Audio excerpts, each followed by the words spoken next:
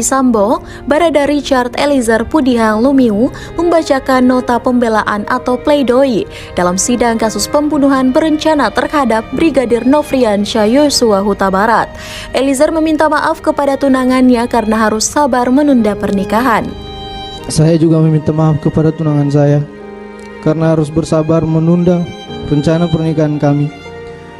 Eliezer memohon tunangannya itu bersabar dan menunggu dirinya menjalani proses hukum.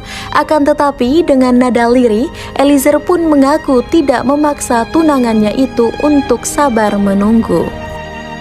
Kalaupun kamu harus menunggu, tunggulah saya menjalani proses hukum ini. Kalaupun lama, saya tidak akan egois dengan memaksa kamu menunggu saya. Saya ikhlas apapun keputusanmu, karena bahagiamu adalah bahagiaku juga. Nantikan informasi terkini lainnya hanya di Celebes TV.